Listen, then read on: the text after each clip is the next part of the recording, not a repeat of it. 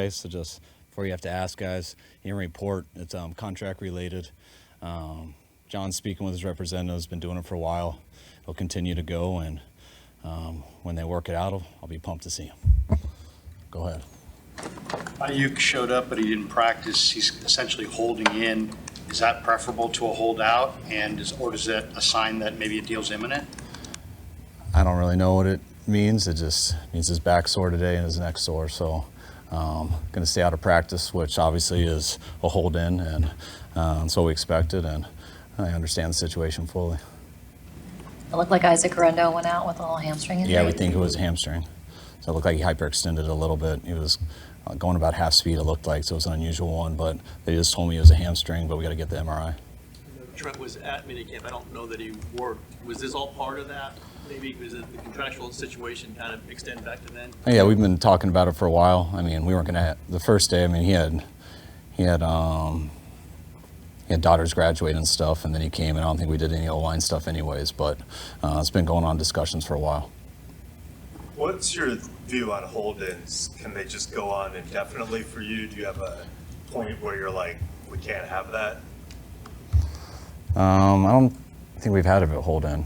So, I mean, I don't see much difference between a hold-in and a hold-out. You know, it's probably better for them to hold in so they don't get fined, since you can't rescind them like you could back in the day. But I don't see much different. Is it better for you or same difference? Same difference. I think it's better for them, I think, too, that at least they can be around, hear meetings, stuff like that. So they're just, hopefully when things do work out, they're still used to some things. They haven't been that far behind. You said you've been talking to Brandon at least occasionally through the offseason. Did you talk to him since he's been here, and how do you gauge his move? I mean, it's been one day with him, and I think he's coming in with the plan that's been obvious so far. He's holding in, and we'll see how it goes each day. Trent Williams is obviously quite good, quite important. How concerning is it that he's not yet? I mean, it was something I knew could be a possibility. I mean, I was hoping that he would be here, but I knew it could be a possibility, and I feel pretty confident that it'll all work out in the long run, and he'll be here, and we'll get on the same page with everything. But you know, it's just one day of practice, and I think Trent will be all right missing a few practices. Where he is in his career, is it part of this to figure out kind of like how much more he wants to go? Is that kind of a piece of the puzzle here? I mean, I think a lot of things play into it, but I mean, I'm not going to get into the personal parts of the contract. You just accept this as part of having a roster that's veteran. You have a lot of veteran players. Christian had his deal redone. You've had other situations. Or does this seem a little different? I mean, do you accept that this is just the way it goes with a roster like this?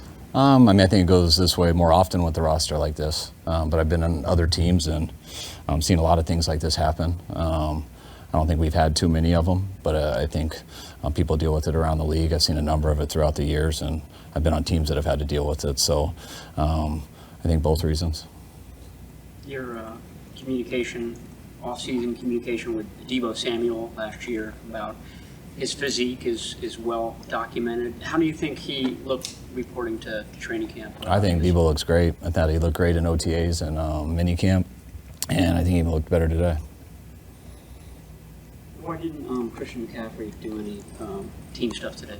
Just our plan with him. He did all individual and stuff, and tomorrow I think he does team stuff. We have a whole thing mapped out, so it'll be different each day. Number of players are like that. Fred Warner said during minicamp that D. Winters was the best player in OTAs. Like, what have you seen from that second-year player? What kind of a jump has he made? He made a huge jump. I mean, you're always waiting to see the guys who do that in the second year, and I thought he really did in OTAs. I think it was nice for him not having Fred and D out there.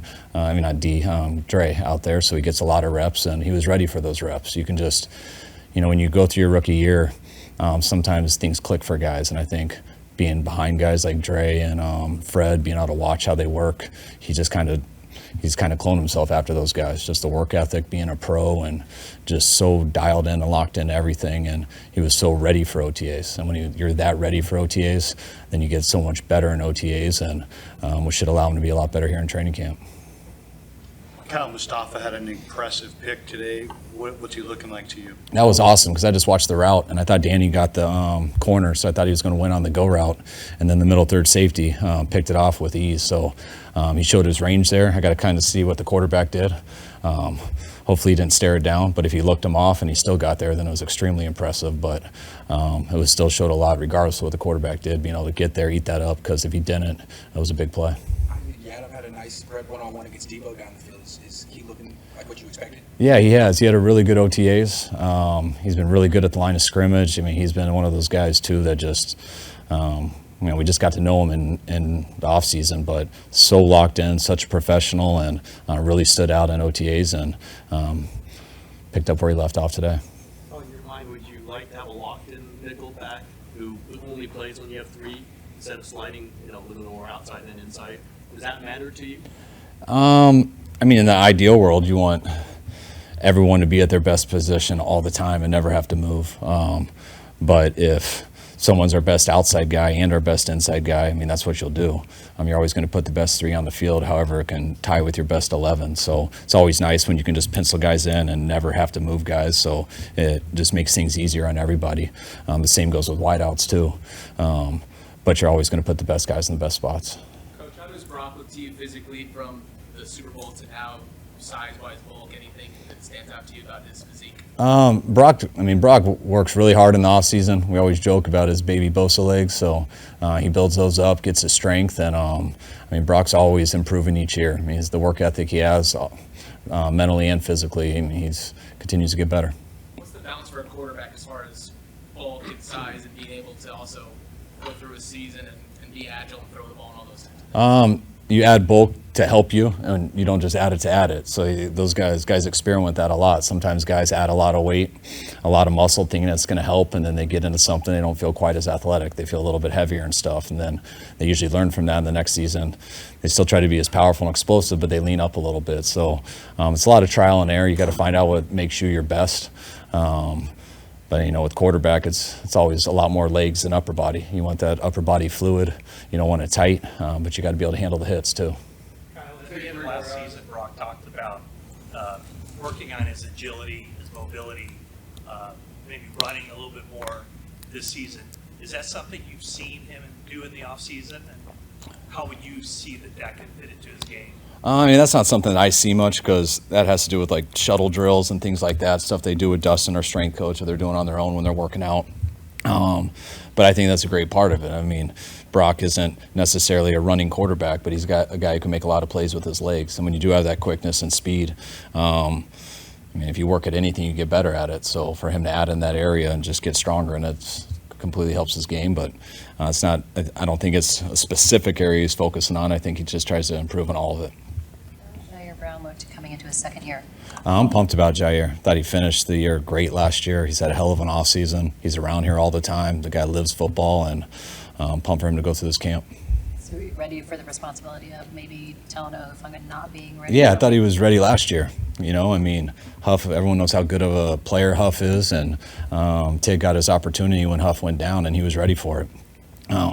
I talk about D Ford, someone who was always ready but never really got that. D Ford, D Winters, never got that opportunity. Tig was the same, but he did get it. And then when you're ready for it and you get to play through some stuff, it makes you so much better, the experience. And he took that right in the offseason, and Huff not being quite ready right away will allow him to get more reps and stuff and just continue to help him.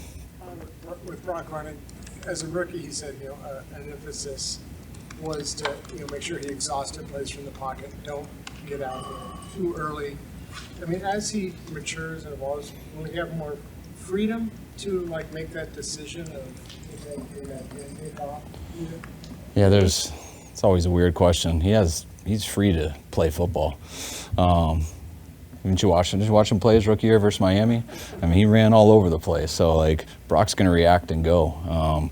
One of the things that guys, if you don't know what you're doing and you don't know where the ball is and you aren't reading coverages and your anxiety's high and you're revved up, a lot of times you get in that pocket and you can't see anything and you just look for exit angles and you try to break and get out of there. And when you do that, sometimes you make plays, sometimes you don't. The key is how to tie both together. How can you help other people make plays when there's an opportunity for you to do it? Can you react and just go? But if you're just looking for that, sometimes it's hard to be a good quarterback. And I think Brock's done a great job of balancing both of those out. I think the more he plays, the more you always get better at the drop back stuff, which I think can help you not have more freedom to. It could help your mind make quicker decisions on when it's time to do it, when I do have a bad look, when I have a good look and I want to wait on something, times in games, weather, things like that. That just goes with experience. There's a guy that had a ton of experience in college. Have you seen that early on here carry over to how he's picking stuff up? Yeah, I mean, always when you get the experience playing in college, it helps here, but it's still different. So like the more you can have some of those similarities and things, it'll always help at this level. Sometimes when you get guys who have played in a system or a certain style of ball that just is completely different, it takes them a while to kind of learn football, but his has definitely helped them. All right, guys, appreciate it. All right, thanks, guys.